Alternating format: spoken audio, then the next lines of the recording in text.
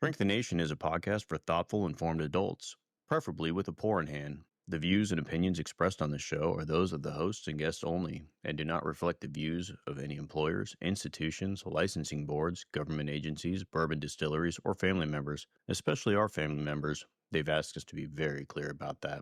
This show is for informational and entertainment purposes only. Nothing said here should be taken as medical, psychiatric, legal, or professional advice. If you're in crisis, call a professional.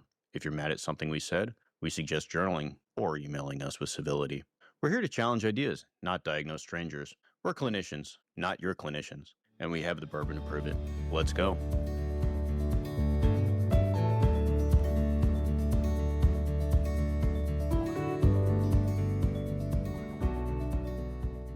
Tonight, we're talking about a very modern confession. The algorithm made me do it.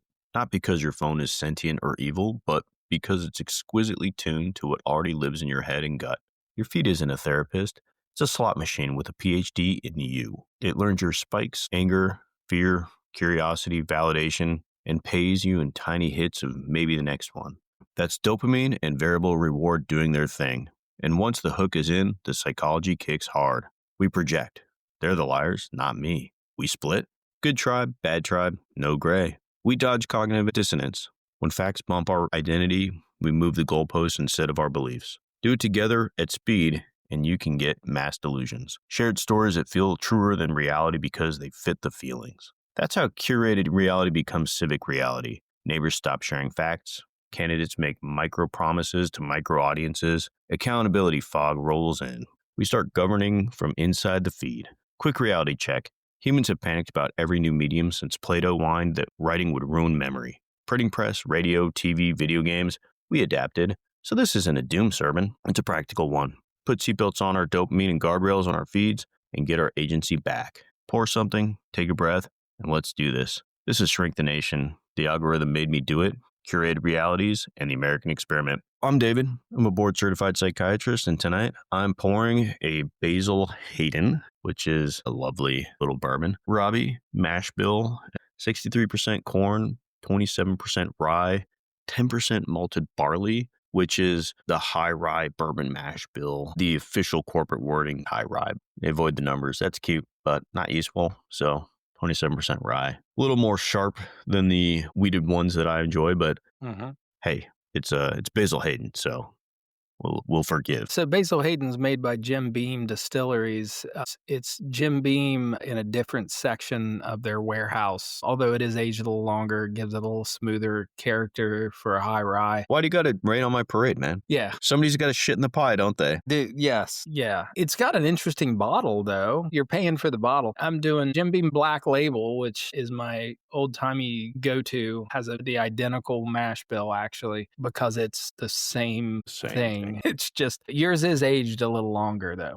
Yeah. Like how we like our women. I like them aged a little longer. You like them, much younger. Maybe that's it. Yeah, I'm Rob. I got 25 years in the field of psychiatry, board certified, and about 30 years in the military. I found this particularly interesting, and it actually has become much more salient to me in the last several months because I have been away from home for the last several months, which has afforded me an interesting opportunity to do a lot of Netflixing. And is that a verb?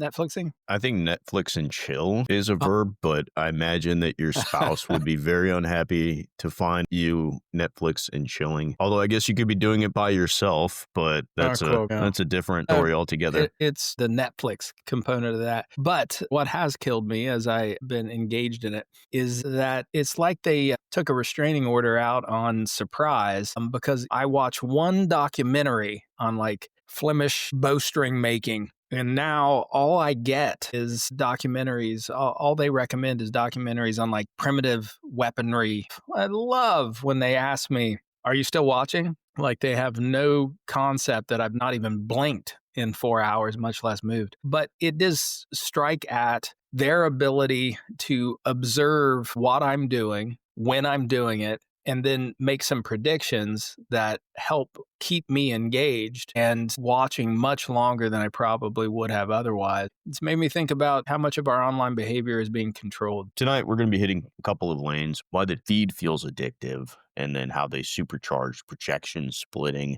cognitive dissonance dodging, and then mass delusions, and what that does to American democracy. It's kind of perfect for us. David and I both have a background in doing addiction medicine, and the feed feels addictive because it is, in the strictest terms. These platforms have been very skillful in hijacking our neurobiology. I don't want to get too much in the weeds of neurobiological terminology, but we do have an addiction center in our brain, literally in the center of our brain. Some reference it as a pleasure center. I think a better way to look at it is a salience center. It tells us what is important, what should we focus on. We mostly associate it with substances, but honestly, it was more or less designed for feeding and mating behavior, really fundamentally. And from a feeding standpoint, our ancestors who were geared toward craving fats and sugars ended up thriving. They did better because it took a lot of work to get fats and sugar. You had to go out and hunt, kill an animal, drag it back to wherever you were at. It took effort.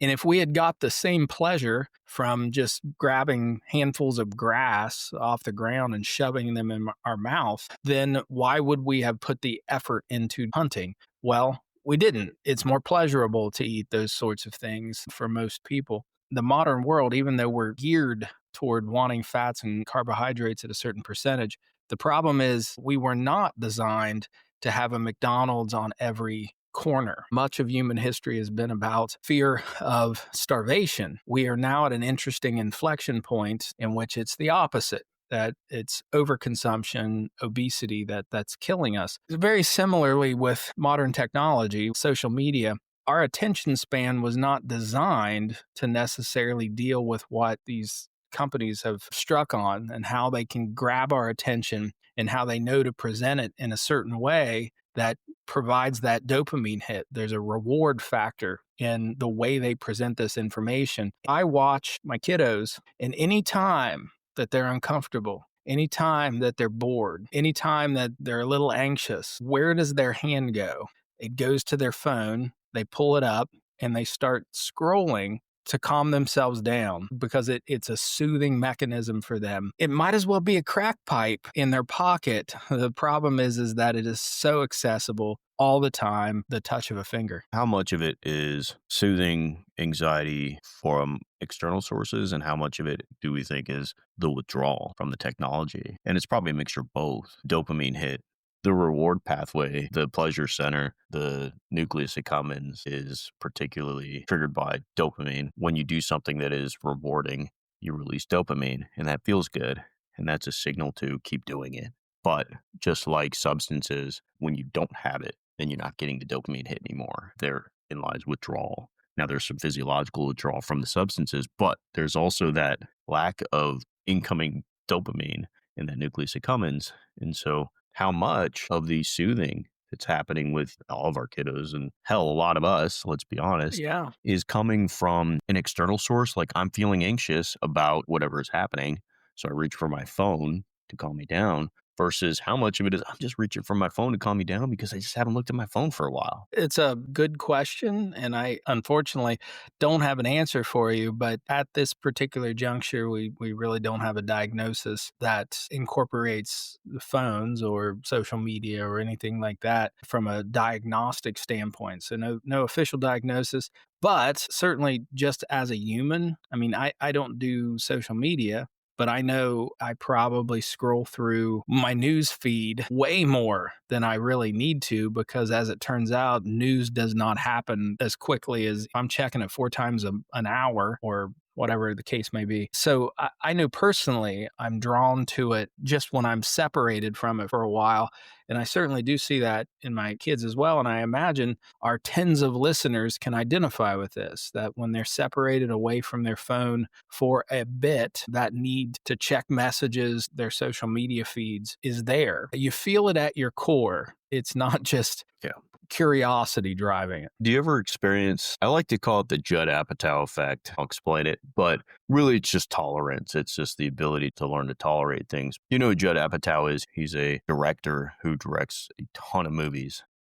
40-Year-Old Virgin. Super bad. If you ever watch his more recent movies, they are far more. The level of coarseness, to put it nicely, that comes with the more recent ones, there's a lot more of it.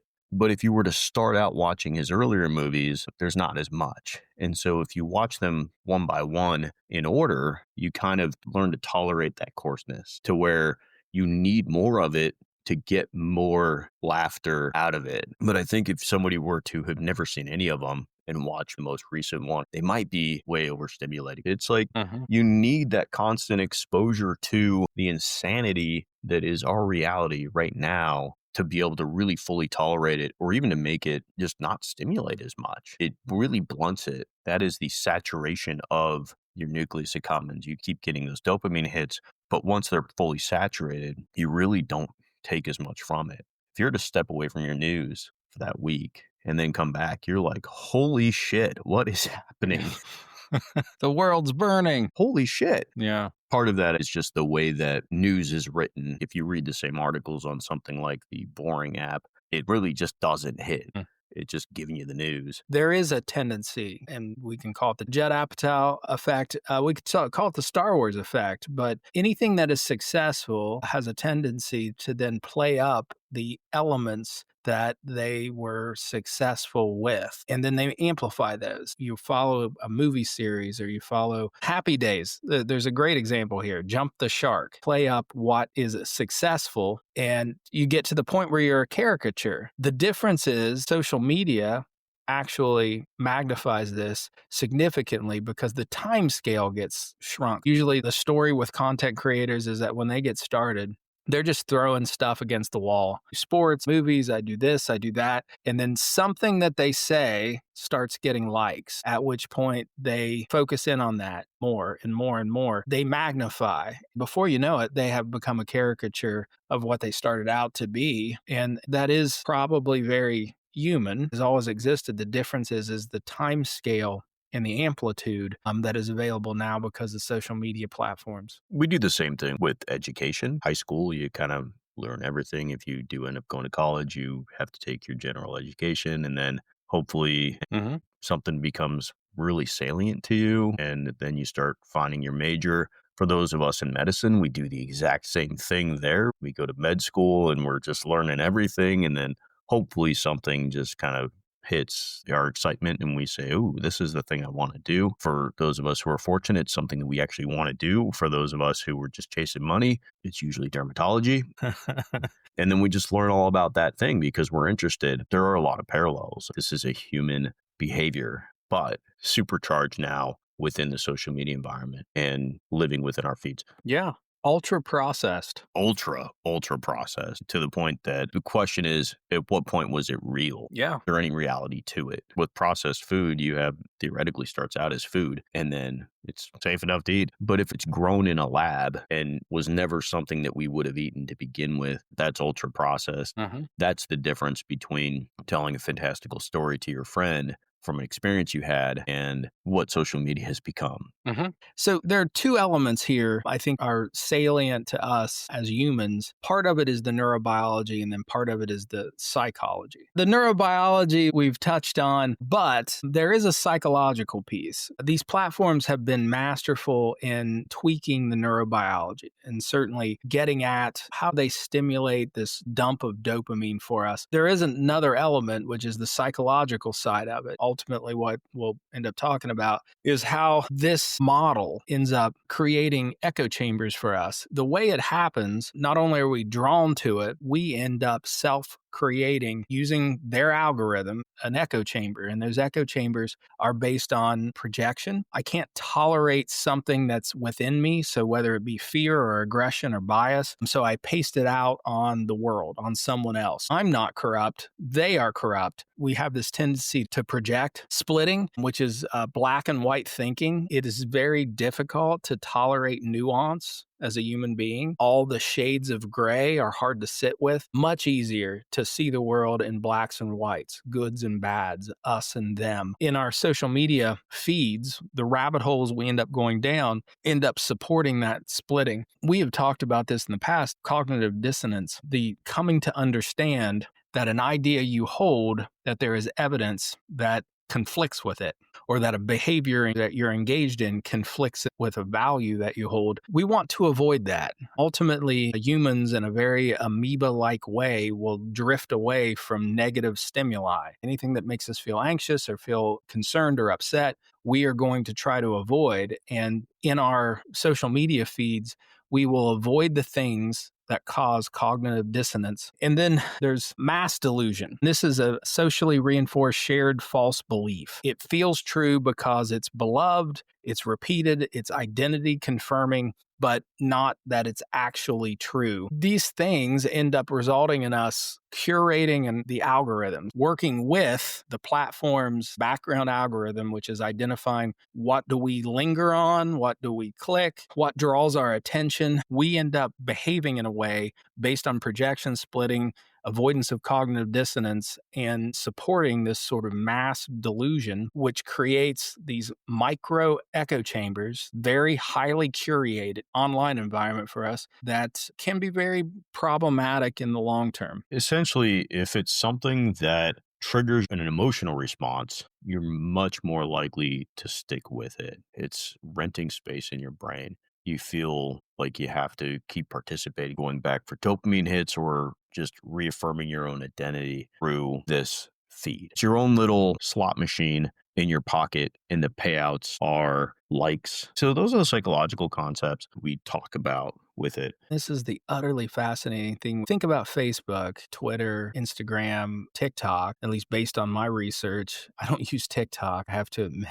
But my research tells me that TikTok is the king in terms of their ability to utilize their algorithm in this way. When it comes down to it, these environments, they create nothing. They are a platform and an algorithm. That is it. They're designed solely to pull in human eyes as their product. We who engage in these things is the product of Facebook. Facebook does not build things. It does not do things. It is designed to suck in eyeballs and time and attention. There's an argument to be made that our economy now is an attention economy that is really based on stealing away our attention. They rely on us for content creation. So we are the content creators. We actually make the things that we're watching, but their algorithm steers us to it. Really, what we're looking for is something that surprises us, something that is better than expected, and it happens on a variable level. So you never know, but maybe that next thing you swipe to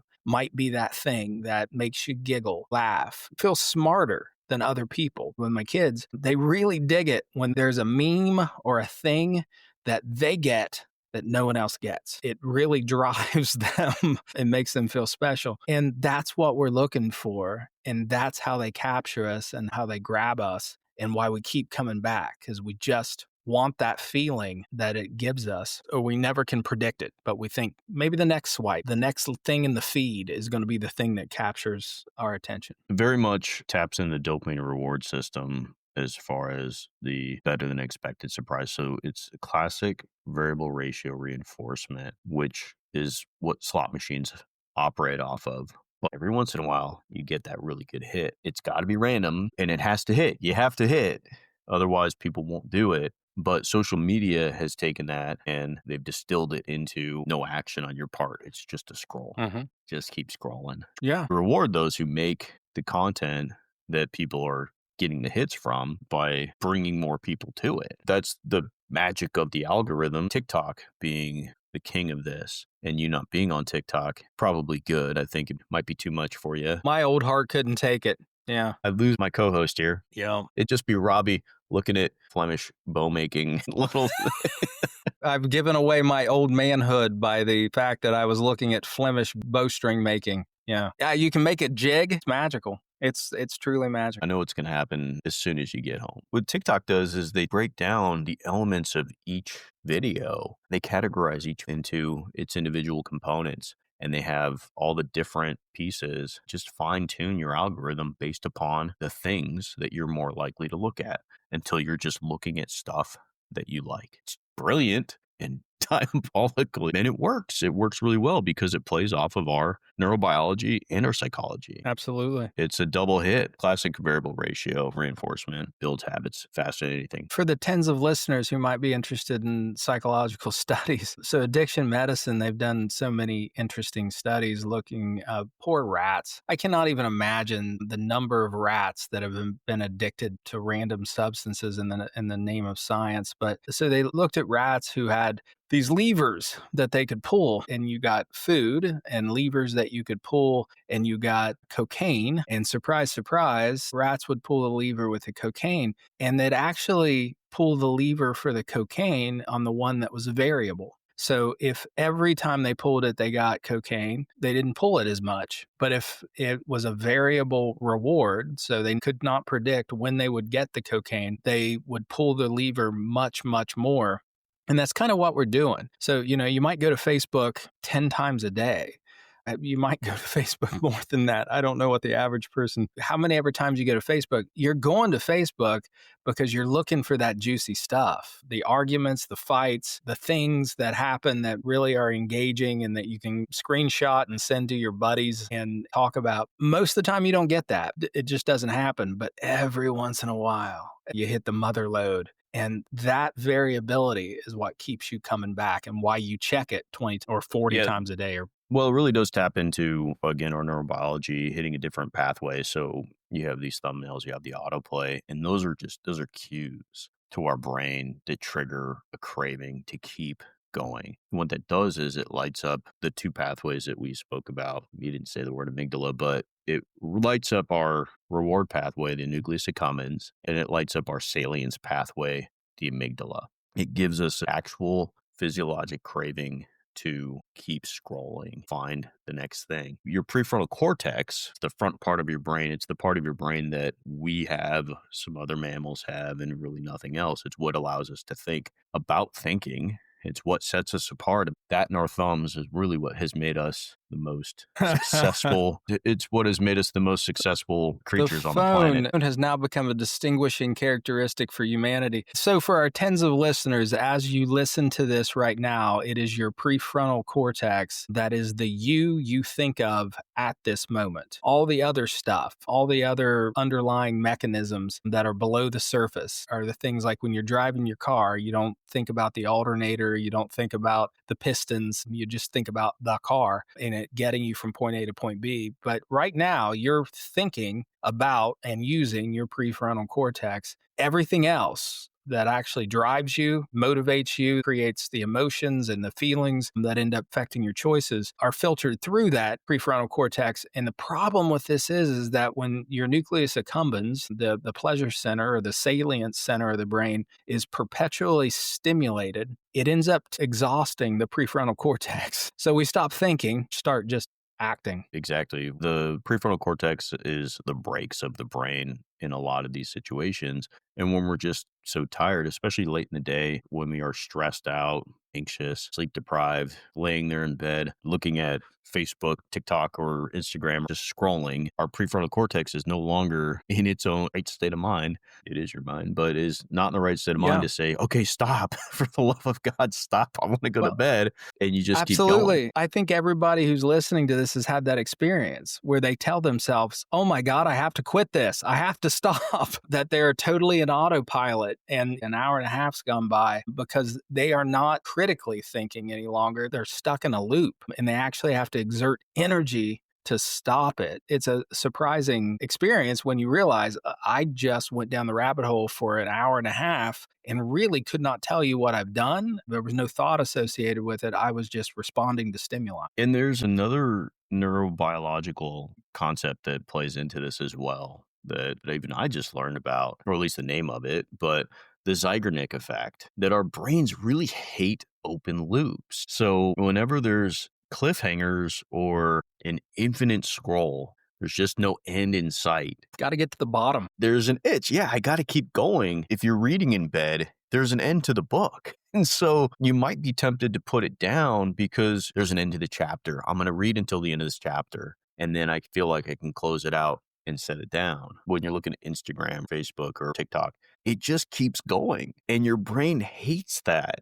It's like, I gotta keep looking. Yeah. Prefrontal cortex never activates to say, okay, you gotta stop. It's diabolical, but it's deliciously diabolical. It is. Our phones is what makes this possible. If we were doing this in front of a computer, it wouldn't probably hit quite to the same effect because we just don't have that same access. You wouldn't be carrying around a desktop computer everywhere. You wouldn't be sitting on the toilet with your desktop computer for an hour and a half until your legs go numb. But with your phone, you absolutely do. It's impossible, but you almost think, gosh, was there a group of people sitting around in a lab somewhere going like, we're going to really fuck with humanity here? And the truth is, no, of course not. They tapped into these principles, maybe on purpose, maybe by accident, but they found them as we do. And it's amazing to look at it and see it and go, gosh, I've definitely done those things myself, and you don't even realize it.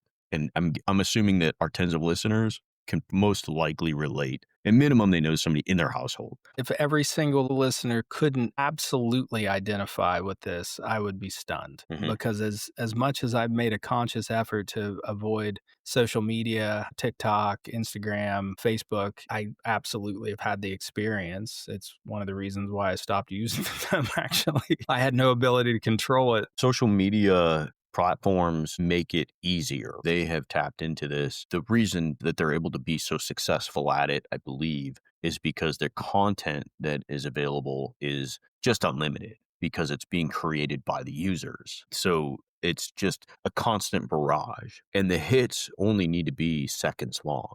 You can get a meme that just has some words on it, and that's enough to get you go to the next one. Organizations that present the things that you're looking at, like news, they do try to tap into the same thing. They don't have the ability to create that level of content that quickly. So eventually you do get to the end of the day, and then you just run out of shit, right? You run out of things. That's probably the biggest difference between social media and just doom scrolling the news. You're eventually going to kind of run out to things that matter to you, unless you're like, well, now that I've covered all the American politics, let's go to Cambodia and like start scrolling there, but you're probably not doing that. Whereas on Facebook, you can go hours. You could probably go days if you wanted to before you started getting repeat content. Forever. And I'm glad to hear the Zeigarnik effect, because this happens to me every day with my Google News feed. I have this incredible desire to get to the end of it.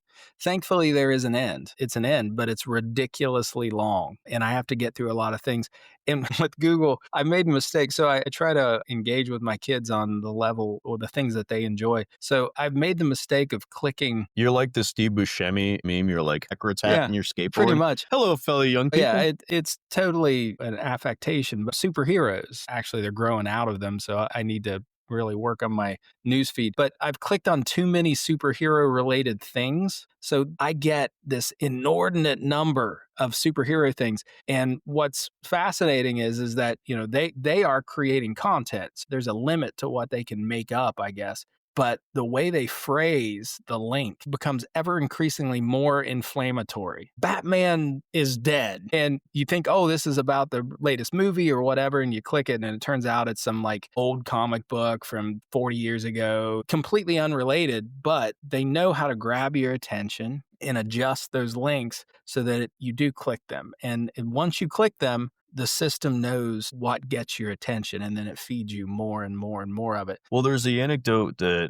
men are getting in trouble, especially with TikTok, where they might linger a little bit too long on a woman or something. And then all of a sudden now their entire feed is just nothing but quasi pornography. Yeah. For our tens of listeners, maybe just stay away from TikTok. TikTok is going to pull the truth. You're going to find out a lot about yourself. There's your reality. Subconscious. Yeah. It reveals your subconscious. This is what Robbie likes. Right. Flemish bow making. My gosh, I'm so boring. My understanding is that young people are actually much more savvy about this and that it's an issue in young person relationships. So like Gen Z heteronormative relationship, the girlfriends are looking at the boyfriend's TikTok feed, and if there's like an inordinate number of women in the feed, they know this, they understand this, they know to look for this, and young people know to manipulate their clicks in order to average it out. So, and it plays into what you've said that young people will learn how to manage this. Navigate these You know, systems better than us old fogies. Yeah. exactly. I'm just too old to figure it out. I can't even Your figure out how to get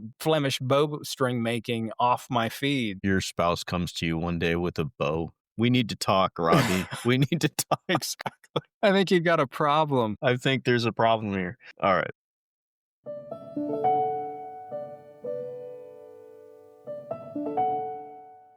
Hey, it's Rob from Shrink the Nation.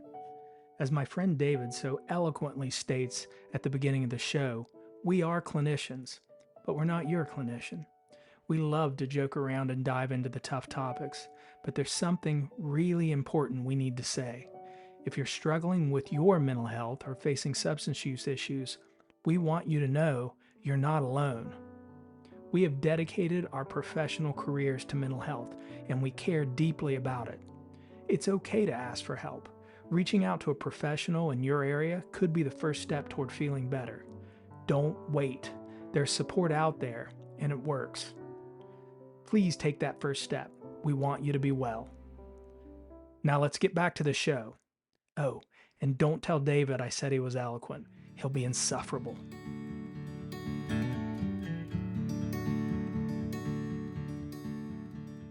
There's a little bit more to the psychological aspects of this, and this gets into where we start having major problems. So beyond the projection, the splitting, which are things that we do all over our lives. These are common things that people do, defense mechanisms. Something that social media really plays into is our confirmation bias and the Yes. illusory truth of fact. If we're only looking at things that confirm our beliefs, we're falling prey to the illusory truth of fact, which is the concept that if you repeat it enough, it will feel true. There's a huge psychological component, but it really does play into our neurobiology because of the way that our brain retrieves memories. Memories are not stored in our brain the way that they're written to a hard drive. Memories are stored by folding proteins. Whenever we need to pull a memory out, we have to basically do something physiologic inside of our brain to access that memory. In doing so, we can change it. We've known this for a long time. So the more that you hear something, the more that you're pulling that memory out, the more that it will change to the point that it becomes a reality to you. And social media continuously presents you with the things that you like. It's something that is going along with what you believe. If you keep watching it over and over again, whether it's real or not, it becomes real to you. It becomes a part of your reality. A physical part of your brain. Physically within your brain, it is real. Considering that that's how we perceive all of our reality is from within our brain. It's really hard to tell what's real and what's false when our brain is saying it's real. But Yeah. we're planting that in there through watching things over and over and over again and making it so. It's a real problem when it comes to living within a democracy where reality and truth can determine what direction we're going. In past episodes, not that anybody would actually take the time to listen to past episodes. I wouldn't. I have mentioned this, but this brings it back to the forefront, which is, when I was a kid, there was 3 channels, ABC, NBC, CBS. And the way we got news was on the evening news. They really mirrored one another. You might have the lead that you were most attracted to or you found most likable. But fundamentally, the news sources were so limited that we had a shared truth, set of facts that this was what we were working under. Because it was so contained, there was a lot of controls. There were journalistic ethics that were at play that controlled how they presented this information. And we as a population shared this set of facts. And that's just not the case anymore. And coupled with this algorithm issue, and it's not the algorithm at play. The algorithm is ultimately kind of stupid. It really is just designed to identify what you linger on, what you click, where in a video you click, et cetera, et cetera. My understanding is they can even tell you where on the screen you click, which tells them something. But it's just an algorithm. It just identifies what you are drawn to. The psychology is what draws you to those things. And then the politics is where I'm concerned. I do believe that 40 years from now, 50 years from now, we're going to look back. And as chaotic as things feel right now, I don't think what we'll really look at is so much the politics of this moment. It'll be in history books, etc.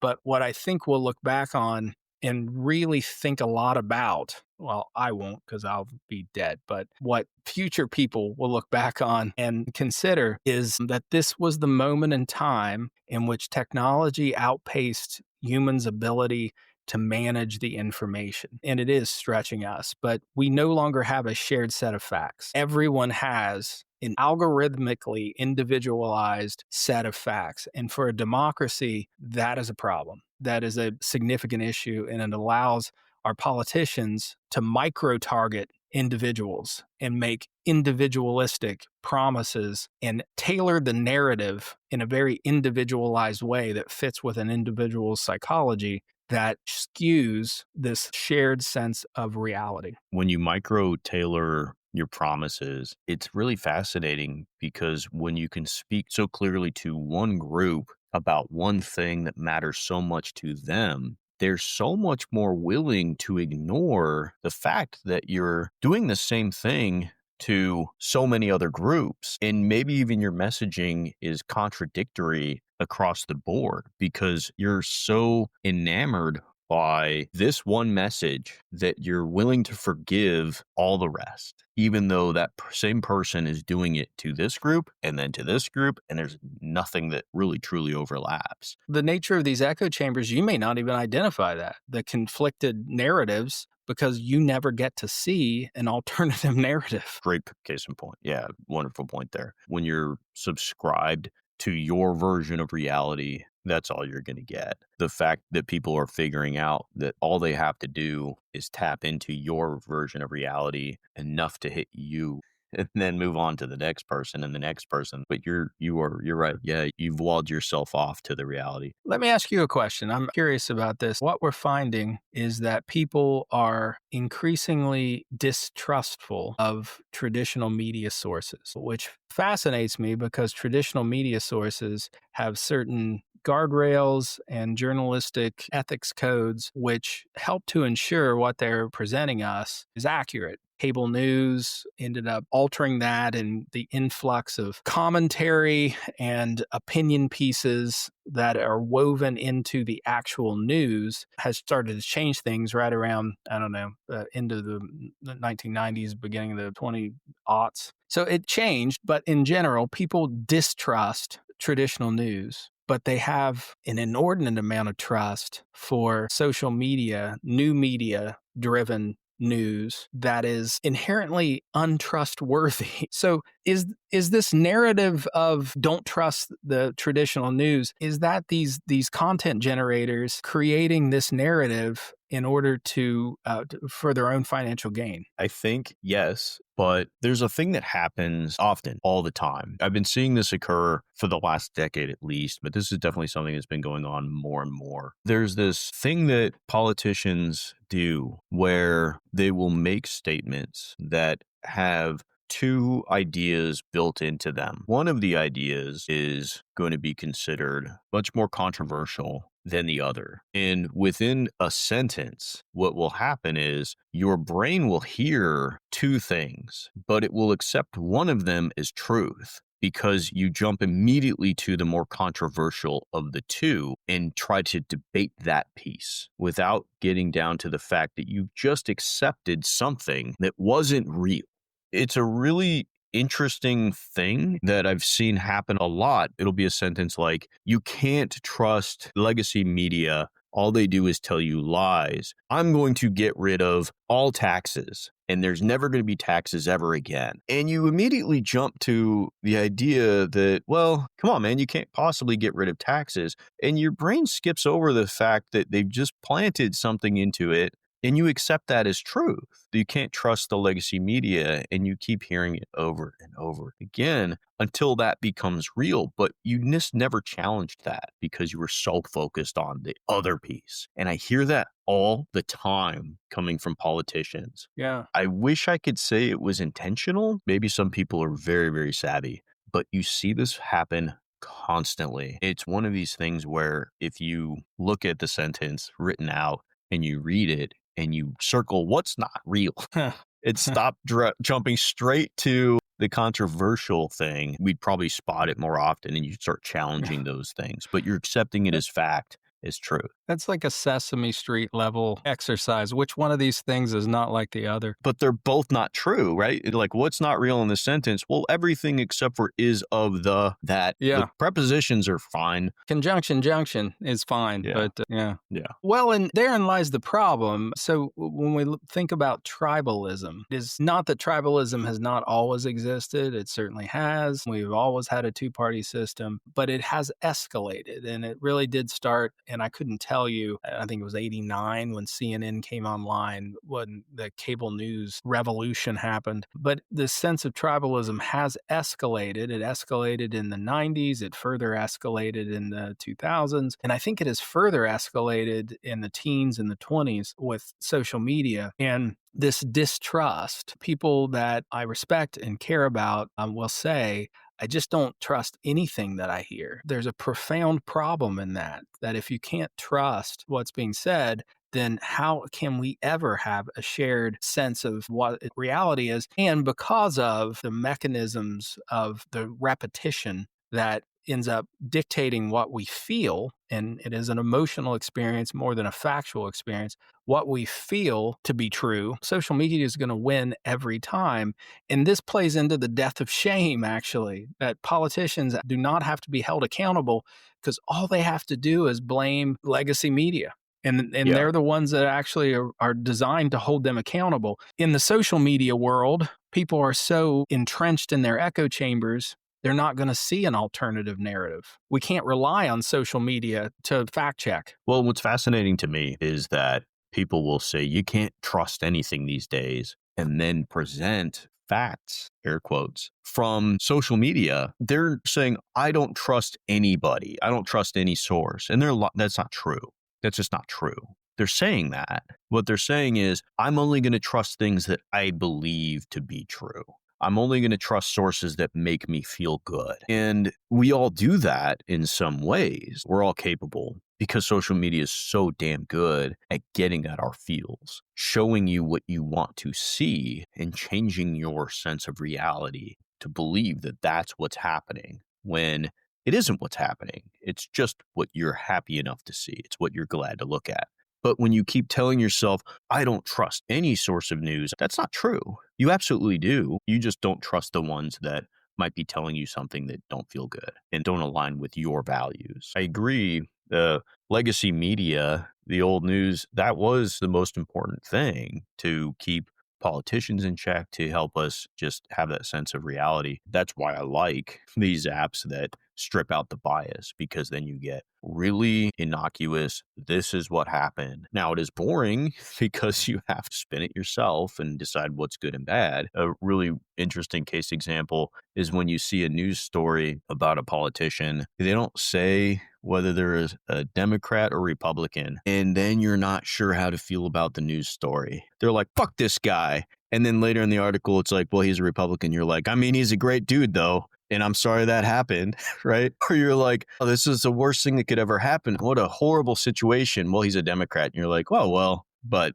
that's fine. Because that's what people do. They're so tribalized now. They don't know how to feel about something unless somebody's telling them. And that's why social media is so easy. Yes. Because it's just giving it you is. good feelings. Absolutely. I guess I'm laying at the feet of social media. The reality is cable news started this trend. And I can remember I don't know, 2000-ish, 2001. I was at the gym and on a treadmill watching the morning news. And I remember thinking, what's really comforting about this is that they tell me the news and then they tell me how I should feel about it. And I don't have to do any work whatsoever. Yeah. And so they started this. Yeah. And social media just continued it. The funny thing is that they started it, but they've definitely not finished it. And No. they're barely a player in it now. It should probably be understood that cable news is entertainment. It's not necessarily the news. They're trying to tap into the same thing social media has. They're just limited. All the reason we just said, they don't have the ability to have the infinite loop. They don't have the ability to just throw news story at you all day. So they can only capture the attention for as long as they can capture the attention. Whereas in your pocket, you have a source of news, quote unquote, that is just always there and constantly updating you and giving you the feels. And for social media platforms like Reddit or Discord, then you have the ability to actually engage. Allows you to just go back and forth with people in a very hateful, angry way, which really does hit the reward pathway, gets that dopamine going, really gets you thinking about it all the time and obsessing on it and needing to respond. If you get likes, it feels so good. And if you really slam somebody, it feels so good. And speaking about that, everyone should visit our Facebook page. Smash that subscribe. Like our page. No, even if you don't, I'm going to encourage you to, but even if you don't, some of the back and forth and coming at individuals in a aggressive, hateful way and then going back and forth with them. Just a case study, yeah. We're a case study in that. It makes for interesting reading. And I speculate most of the folks who end up posting probably are not part of our tens of listeners. I have a sense that maybe our population may not be hot take type of people. Our tens of listeners aren't shit posting on our Facebook page about random stuff. I speculate no. I'm guessing no, but maybe we'd still love you anyway. I guess. Absolutely. No, our Facebook page is a wonderful case study, usually in the topic that we are posting on, which is just whenever we have a new episode, we'll post a picture for that episode and a brief description. Hey, come and, this is what we're talking about. Come and listen to us. And we'll also post goofy ass little videos of us, from time to time as animated characters. Those get like no looks on Facebook. So nobody gives a shit on our reels. On YouTube, they're actually doing okay. TikTok, people kind of look at them, whatever. We need to make his avatar bustier, I think. Then we'll start getting looks, get that contouring going. It's always amazing. And I don't know if maybe there's irony to it, but people will typically post on our feed something that is either tangentially related or they will give a prime example, I think unironically, of the topic that we're talking about. Like the amount of cognitive dissonance that goes into some of the posts that we see on our cognitive dissonance episode post is amazing. The level of paranoia and conspiratorial thinking that's on our Paranoid Nation episode is just, chef's kiss. You couldn't ask for better examples of the opposite of what we're talking about. That's the hilarious thing. It's all based on just a title. So everything that gets posted, I, again, heavily doubt any of the folks that post have listened, but it is purely projection regarding the title. The title in and of itself triggers an entire thought stream that has nothing. Picture the title level of, I couldn't bother to listen to the episode to give you critiques on the episode, or it's engagement, I suppose. But yeah, it's really, it's a fascinating case study in the level in every topic. So I'm really interested to see how this one goes. I'm going to definitely be watching the algorithm episode on what people are saying here. I'm sure we've been accused of being ultra left wing. We've been accused of being ultra right wing. We've been accused of being pedophiles. We've been accused of being, I think somebody asked who owns us. Like we're part of the cabal. Our propaganda. We were accused of being Russian spies or something. I don't know what that one was. Yeah. We've had a lot of projection, in our direction, which is really interesting. It is the job of a psychiatrist to accept said projection and not necessarily respond to it, but reflect on it. Yeah. Well, we're doing our gig. We're doing a good job. Doing what we can. Okay, so we have some interesting things that have happened with social media, some of the rabbit holes. I don't know that we have time to go into all of them, but I do think one of the more interesting ones was the health trend contagions that occurred. During the pandemic, there was a group of young girls who started developing Tourette's syndrome like tics after just watching influencers who had Tourette's. It resulted in them getting these symptoms, but not having Tourette's syndrome. There was enough young ladies that were having this that came to everyone's attention, except for Rob's, who doesn't remember it, but everyone else probably I do remembers this remember, occurring. I remember Tourette's people being influencers. I remember that moment in time. I didn't realize it resulted in people like having faux Tourette's. Mostly young girls who were developing Tourette's like symptoms after watching these influencers over and over again. This is something that happens. You have these self-diagnosis trends. You've spoken about the ADHD. Mm-hmm. Everyone seems to have. I've heard that in my household as well. Turns out you can have ADHD specifically towards math. These are the mass delusions, the patterns, things that can occur when these echo chambers exist and your reality shifts to where I think I must have Tourette's and you start having your own tics. Luckily, I think they go away once you stop watching hours and hours and hours on what Tourette's is. Once the influencer loses their influence, lo and behold, cures the Tourette's. I wish it was that simple and normal. But in all fairness, what med student hasn't been somewhat concerned about whatever their psychological or physical health as they're going through school? Everyone. Every single one is like, well, I have this, I have this. In fact, one of the most fun things to do as a psychiatric attending with med students is talk about personality disorders, because every student comes up to you at some point and goes, I think I might be narcissistic, or I think I might have schizotypal personality disorder. Borderline. And you're like, yeah. Every last one of them comes up and gives you the diagnosis that they think they have. And you have to sit down and explain to them, well, everybody has some of these traits. It isn't that. And then every once in a while, you're like, oh, shit, I think this person's got, I'm not going to say who, but you're like, yeah, no, you definitely do, kid. You should probably see a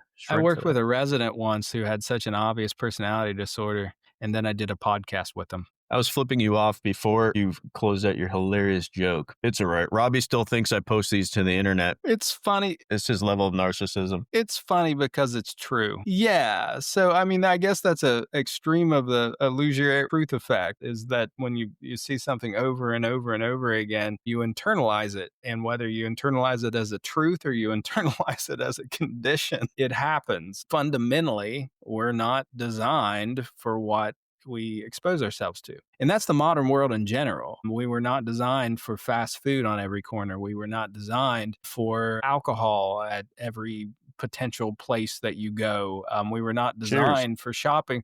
Yeah.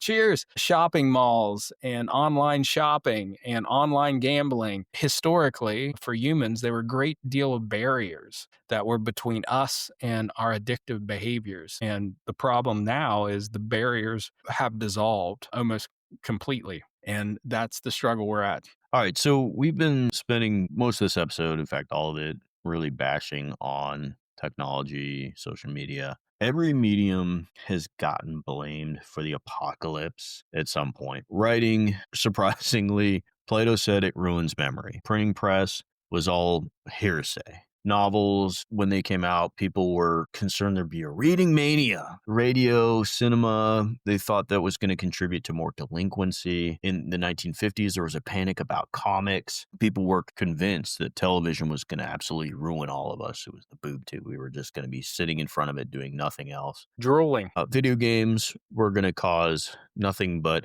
violent children who ran around doing horrible things. Kind of seeing that now, though. Yeah. Telephones were going to prevent us from reaching out, even bothering to be within face-to-face with one another. Cell phones were going to make it worse. And now we have social media.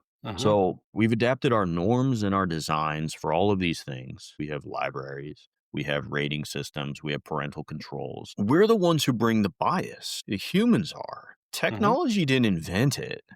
Technology is built to improve some aspect of our lives. We're the ones that are abusing it, but we've always found ways to not fall fully victim. And so if we develop norms, transparency, incentives, rather than just sitting back and going, oh my God, social media is going to ruin everything. Why not that? Why can't we I set those boundaries? Because we're the ones. Yeah, I hear what you're saying. And you may, I mean, it's a compelling argument. You're right. There's always been every new technological shift has been associated with predictions of the end of the world. I guess my counter argument on this is that it's never true. Even the nuclear bomb didn't end the world. Well, not yet. I mean, Not yet. But it hasn't. It hasn't because we've it, set boundaries. We've set norms. well, there's a inherent self-preservation factor there too, that you can't use one without ending your own existence. So there's a built-in a backstop on that one. But all these things were overblown concerns until they're not overblown concerns. And I guess my counter argument to that is I hear everything you said.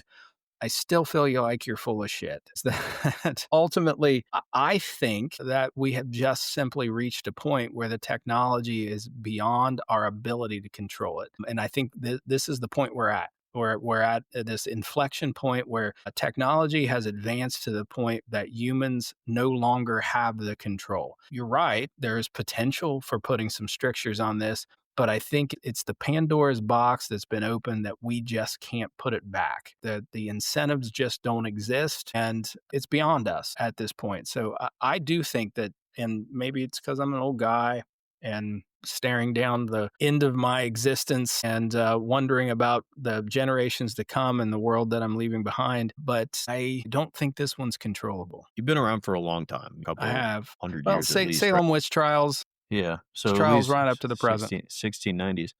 I do agree. The difference here is that this is a much bigger scale. Billions of people have cell phones in their pockets and access to social media. It's instant. It's the speed of this is so much faster than anything we've had before. There is a precision to it. We are micro targeting individuals. Now they're also self-selecting, which is a part of it. It's less targeting and more selection. You're creating your own echo chambers. There's so much more interactivity. We're co-creating this false reality together. It's portable. It's in your pocket 24/7. What's the longest? Have you gone out of the house recently without your cell phone? Have No, you it ever induces panic. you never feel as naked as you do when you leave the house and realize you've not brought your cell phone. Yeah. Yeah, I'm more likely to walk out of my house without pants than my cell phone. You would feel more comfortable without pants than without your cell phone, for sure. Well, and I sometimes do that just to keep it spicy. With your cell phone out, recording. I can get away with it because I'm old enough that people just assume They're that like, grandpa. poor guy. Grandpa. Yeah, poor guy. He's lost his pants. Yeah. Oh, look at the old man. How cute. What happened to your pants, buddy? But you got your phone? Is there a responsible adult for you? Can we call?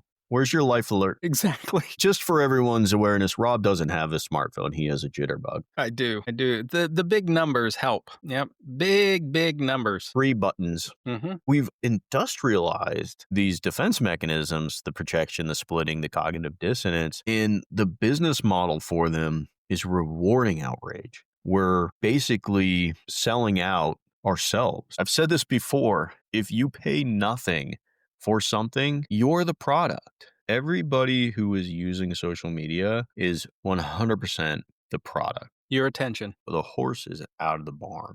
We're not getting him back in.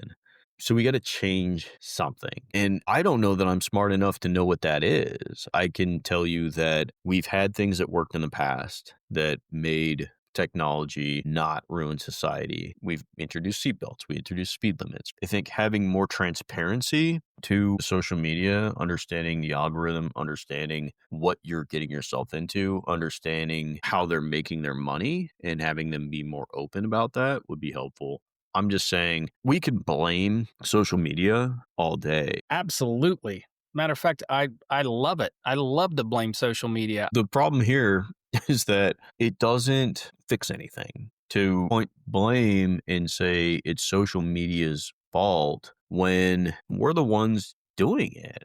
You have to learn to change what we're doing, because what we've already seen is that social media platforms are not interested in limiting their financial gain. Their financial incentive is the more people that are here, the more money we make, let's just keep going. And frankly, I think they like the brakes being taken off. So we got to do something for ourselves. They have been. The brakes have absolutely been taken off. That's part of the problem. National institutional rules require political consolidation and agreement that at any given moment it's not going to happen because the party that is in power is probably the one that's being more effective in utilizing social media.